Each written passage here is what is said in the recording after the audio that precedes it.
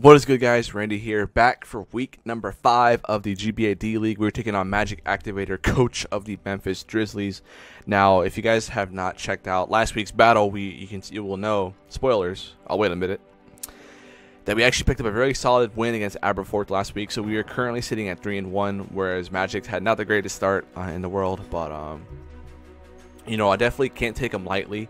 He still has proven himself in the battlefield, at least I know. He's had a little bit of slip-ups, but, like, honestly, there's slip-ups that anybody would make given matchups, so I don't blame him for that. I love his commentary style, so you guys definitely should go check out his previous battle videos, because his commentary is very, like, flowy, and he has, you know, he articulates really well.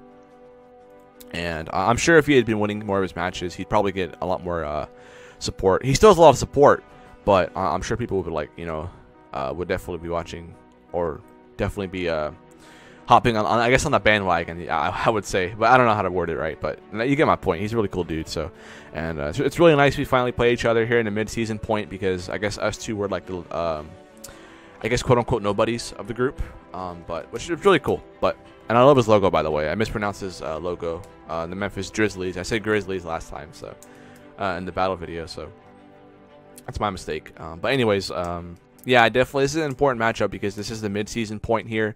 We have 4 games after this. We already did 4 games before this, so the next 2 weeks are going to be insane to prep for. So I definitely need a win here. I cannot take him lightly. If I lose here, I'm going to be in trouble. So I definitely prepped carefully. I mean, sort of, not really, but yeah, I mean, I look forward to the matchup. It's going to be a lot of fun, especially the way I built it. So it's going to be. And, of course, shout out to Aaron Barden and D. Lindomar, who are my front office peeps. Those are the only 2 guys I got, so that's pretty fine. But nonetheless, let's go ahead and jump into his team. As you can tell, he does have the Landers Teague, which is his Zmon user, Mega Venusaur, Milotic, Arcanine, Jolteon, Kartana, Komala, Gardevoir, which actually was spot for Togekiss, which hasn't been marked in the doc yet, so I scratched it out. Yanshao, Miss Magius, and Armaldo, which is also a Zmon user. So, looking at his team, he has a lot of fun stuff. And watching some of his videos, he definitely drafted a lot of, like, newer things, like the Kartana, the Komala. Well, not really newer things, but, like, stuff like Landers, Venusaur, like Gardevoir, Magius, like Arcanine, Jolteon. Those mons, like, you saw a lot in, like, Gen 6, OU, and UU. So, he definitely hasn't been playing a lot of Sun and Moon. So, his team looks like a little bit more like Gen 6-ish, if that makes sense, even though he does have Kartana and Komala. But nonetheless, his team is still as threatening. Landers T is capable of beating pretty much any draft on its own, especially with the Z user. So I do have to be extra careful around that thing. But let's go ahead and jump into his team. I mean, to my team. But before we get started, he actually did drop his Gardevoir for Togekiss. So prior to that, he actually did not have a legitimate Dark Resist. He had Manshao, but I mean, come on, that's not a real Dark Resist. Come on. So it does make the matchup a bit trickier for me. It's not really that much trickier, but it makes, like, Hydreigon not as fun to use. Spoilers, but yeah, I mean, let's go ahead and jump to my team. We have Shaka Zulu leading the way, making his 5th straight start, running the Fairy MZ. A mix set here: Thunderbolt, Dazzling Gleam, Brave Bird, and Age Madness. This attack investment allows me to. Well, I'll explain. So, his main 2 Coco switch-ins will be the Jolteon, which carries Volt Absorb. Even though it doesn't really swap in the Dazzling Gleam that well, especially if rocks are up. And then Mega Venusaur. Mega Venusaur probably will be the #1 swap. He's going to fear Brave Bird set. He's going to have to. He will. But if I Nature's Madness on the Venusaur, this 100 attack EVs will allow me to... right, you can't see Venusaur spread, but this Venusaur spread here is max HP Calm. But it'll allow me to 2-shot after Nature's Madness, and especially after rocks as well, assuming he's max HP Calm. If he's max HP Bold, then with no investment in Bold, I should say, he will be in range after Stealth Rock, because if he's taking 12% on Stealth Rocks, and then he's at 88%, and then at Nature's Madness, he'll be at 44%, or roughly around that percentage, and he'll be in range of Brave Bird, which is what the key is to that. I doubt he would run a max defense set. It just doesn't make much sense. I mean, it could make sense to take a hit from Hawlucha, but realistically, I think he'll need more Spadef to be able to take on Coco, even though he doesn't really need Spadef if Brave Bird is the main move that will hit it. So I guess I probably should have thought about that, but if I get up rocks, it won't be an issue, so I really don't have to worry about that. And of course, if I Nature's Madness a bulkier Jolteon, similar to what, like, Leo brought against me in week 2, then he'll be in 100% range of a Twinkle Tackle, which is what I will do. And of course, if rocks are up and I notice he is in a bulkier set, which I won't be able to tell from prior to that, but I can just Dazzling Gleam and it will knock it out, so that's pretty good. So you're probably thinking, Randy, why don't you put the rest of the bulk into his attack to make sure you do more to Venusaur? Well, the 100 is all I need because of what the calcs I just showed, so that's why I just have this investment here. So, and the rest is into bulk, just to take hits from like Jolteon better in case I need to take a Thunderbolt, because Thunderbolt does 2-tap me, and if he specs, I'm pretty sure I take like 90%. I'm not 100% sure about that, but I'm actually gonna check that right now. Actually, if he specs, I'd probably take a crap ton. You guys can't see his set, but you'll see the damage. I'll just say the damage. Yeah, specs Thunderbolt does 75 to 88%. But if my 60 HP, I will be at, if I do Hasty Nature, which I am going to run this week. Yeah, it's going to 2-tap me clean, which is really bad. But nonetheless, I'm not really worried about Jolteon. It's just, it could be a threat later on, I guess. But at this point, not really too worried about it. So next up, we have Rock, Paper, Scissor, which is my defensive set this week. I'm running just a mixed set here. As you can tell, the 2 coverage moves, the HP Ice and Vacuum Wave. HP Ice is for the Landorus. It will 2-shot any variant of Landorus, you know, except Yachi Berry. And then, of course, Vacuum Wave will 2-shot no bulk Kartana. And it'll 2-shot any variant of Kartana after rocks, which is really good for me. But, of course, like, this is my answer to Landorus in case he gets out of control, maybe. And there's also something to note that every single Mon on this team does not let Landorus set up for free, so that's something to note. So that's why I have like a bunch of coverage moves on all my Mons. And then Bullet Punch, U-turn, stab, Bullet Punches for that Togekiss in case it's low. And it's also a good way to hit the Komala, the Mienshao, Magius, Armaldo, those sorts of things. And of course, U-turn is for initiative, you know, my U-turn core. But yeah, it's just pretty good here. This bulk, this spread allows me to take a Z Earthquake or Z Fly after rocks. I think 2-turn to Stealth Rock actually. And then, excuse me, if he's at +2, I will take any hit, assuming there's no rocks up. Or assuming, yeah, there's no rocks up, or I haven't taken rock damage. And then the speed is to creep a no bulk, a no speed Landorus in case he's defensive. And as long as he isn't running more than like 28 EVs or 20 EVs in speed, I should be alright with that. I don't want to run too much speed or else Scizor won't be that bulky. But yeah, it's a pretty self-explanatory set. HP Ice is for Landorus, Vacuum Wave for Kartana. I guess you could pick off something too if it's extremely low, which is what Bullet Punch is mainly for. So disregard that, and then ignore these IVs here. This will be fixed into battle, so it'll be corrected. It's just Showdown's being stupid.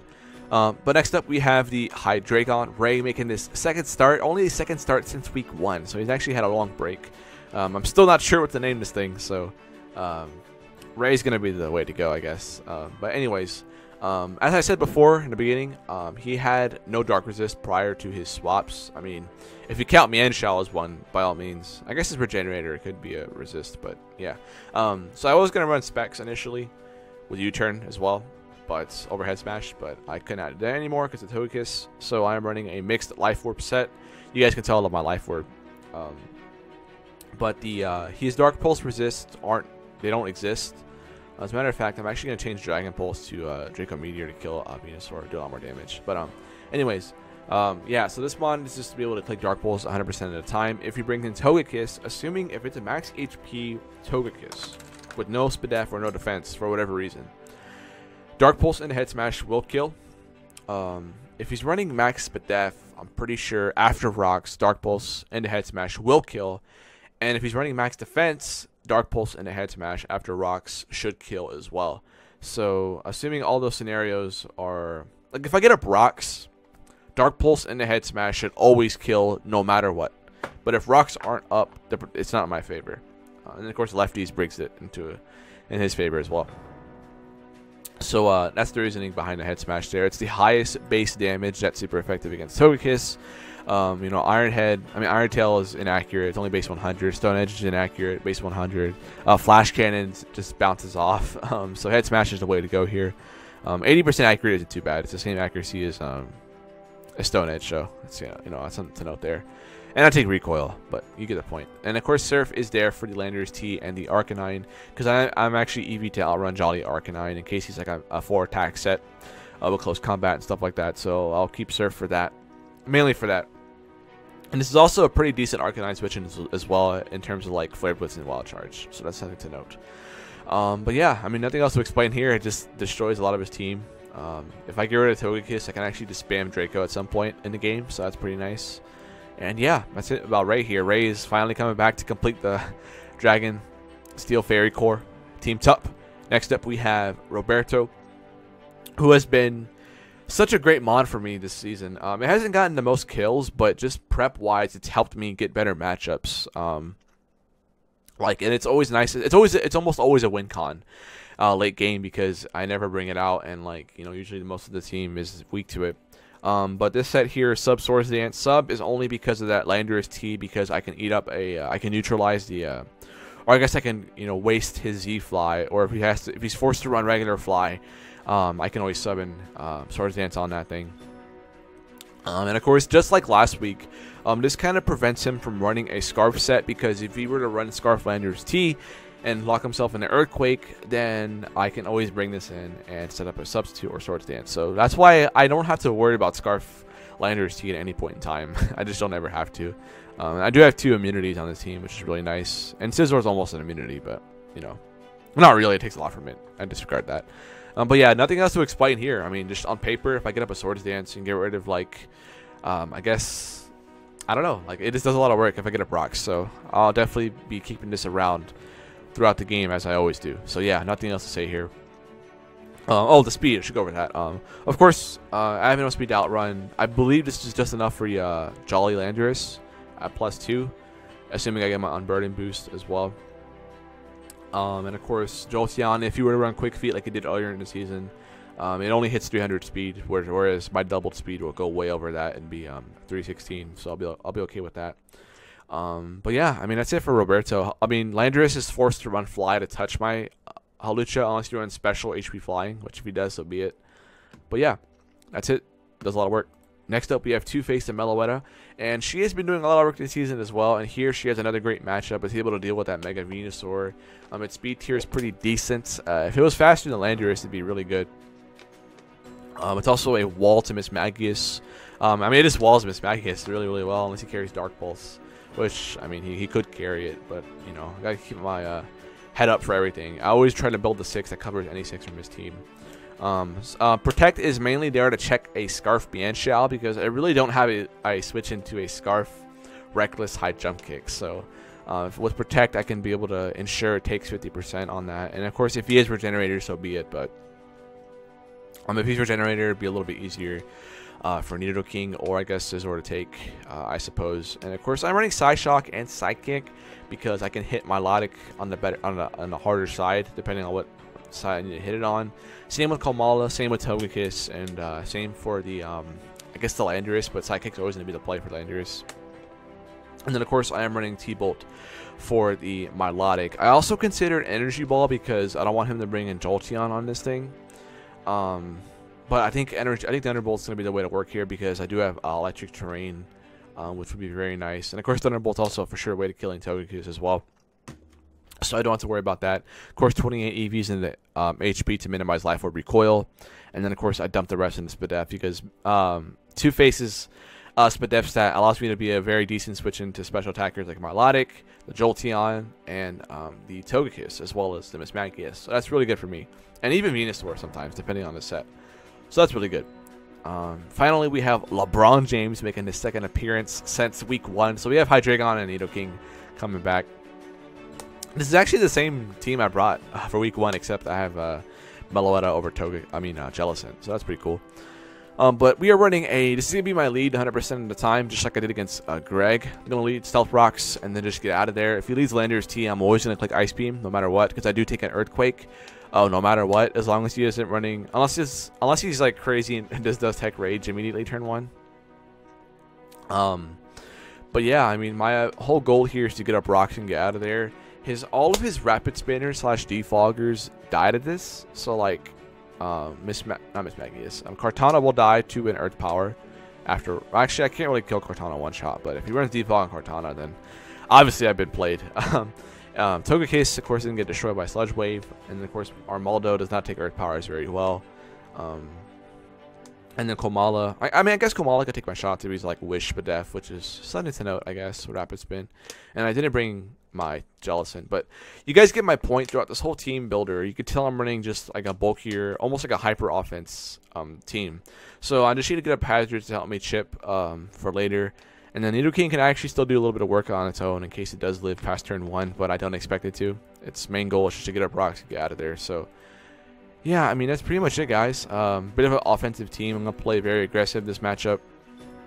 And by aggressive, I'm probably going to be clicking safe moves because I'm going to have so much offense on the field that he won't be able to swap in. And as I said before, as long as I don't let him set up with that Landorus T, I should be 100% good to go.